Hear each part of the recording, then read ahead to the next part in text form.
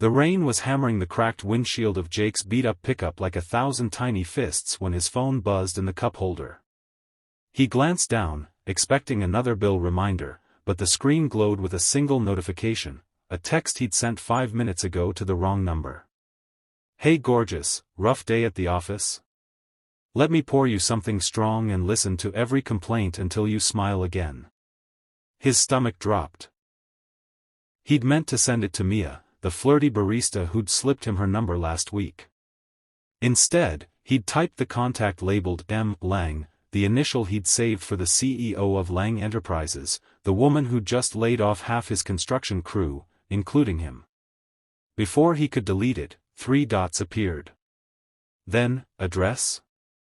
Jake's heart jackhammered. He lived in a sagging duplex with peeling paint and a mailbox that hung by one screw. The idea of Morgan Lang, Ice Queen billionaire in tailored suits, seeing his life felt like a cosmic joke. But the reply came again, "I'm outside." He bolted upright, rain dripping from his hair as he peered through the fogged glass. There, under the weak porch light, stood a woman in a charcoal trench coat, umbrella tilted like a shield. Even soaked, her posture screamed boardroom. Morgan Lang. In the flesh. Jake stumbled out, barefoot on the cold concrete. "Ms. Lang, this was a mistake. Wrong contact. I'm so sorry." She lowered the umbrella.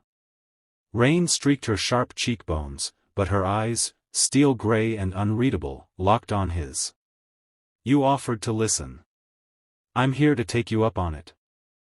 Inside, the house smelled of mac and cheese and crayons.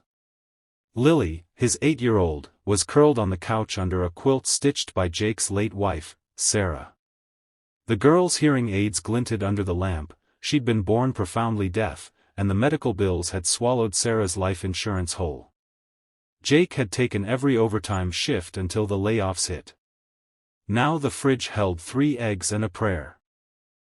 Morgan's gaze swept the room, the stack of overdue notices, the photo of Sarah smiling on the mantel, Lily's wish list taped to the wall, new hearing aids that don't squeal. A dog. Disney World. Morgan's lips parted, just slightly. "Dad?" Lily signed, rubbing her eyes. "Who's the fancy lady?" Jake's face burned. "This is Ms. Lang. From work." "Sort of." Morgan crouched, signing with surprising fluency, "Hi, Lily.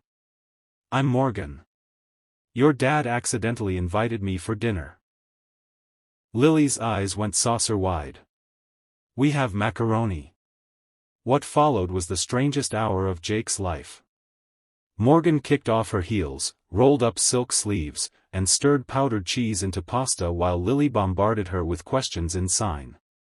Jake hovered, useless, until Morgan handed him a spatula like a peace offering.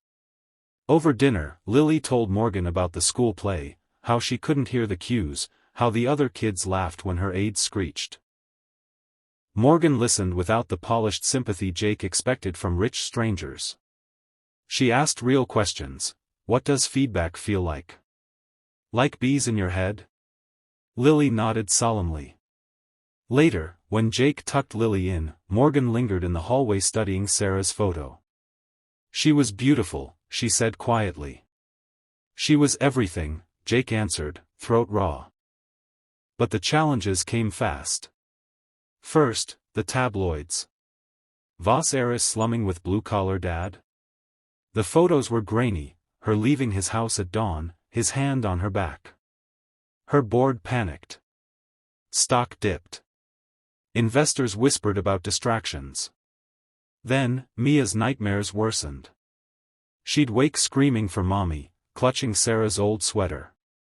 Liam's guilt was a living thing, gnawing at him. "I'm failing her," he confessed one night, voice raw. "She needs more than I can give."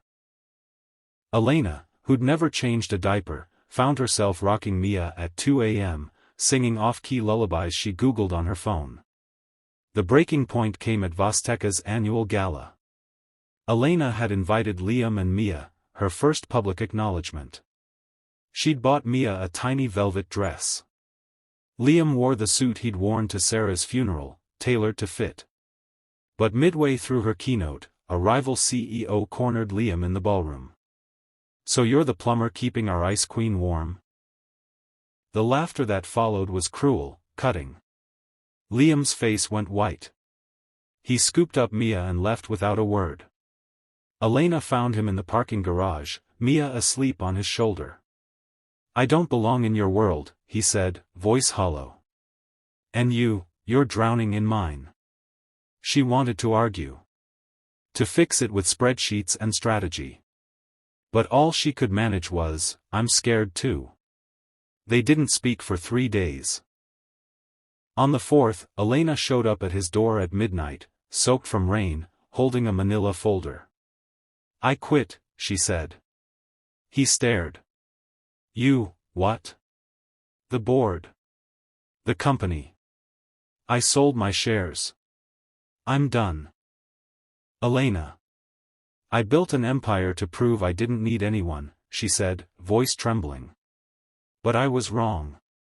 I need dinosaur pancakes and 2 a.m. nightmares and a little girl who calls me Lena like it's the easiest thing in the world. I need you." Liam's eyes filled.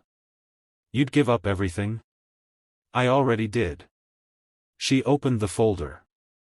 Inside was a real estate listing, a house 2 blocks from his, with a big yard and a porch swing. "I bought it. For us. If you'll have me." He kissed her then, rain-soaked and desperate, Mia stirring between them. The wedding was small, in his backyard under string lights. Mia wore a crown of dandelions and carried the rings in a plastic dinosaur. Elena wore her mother's wedding dress, altered to fit.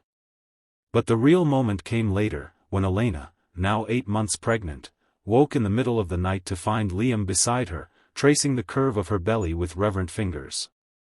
"I used to think love was a weakness," she whispered. He kissed her forehead. "It's the only thing that isn't." Years later, when their son asked why mommy had a company named after her but never went to the office, Elena would smile and say, "Because I found a better job." And in the quiet of their bedroom, with Mia's artwork on the walls and Liam's calloused hand in hers, she knew the flirty text that started it all wasn't a mistake. It was the universe's way of saying, sometimes, the wrong number is the right one. Hey, if this story made your heart skip a beat, hit that like button. It's the digital equivalent of a warm hug. And subscribe for more stories that remind us love doesn't follow spreadsheets or schedules. Turn on notifications, because next week, we're diving into a billionaire who falls for the barista who hates coffee. You won't want to miss it. Now, tell me in the comments, have you ever received a text meant for someone else that changed your life? Spill the tea, I read every single one. See you in the next story, family. Keep believing in second chance.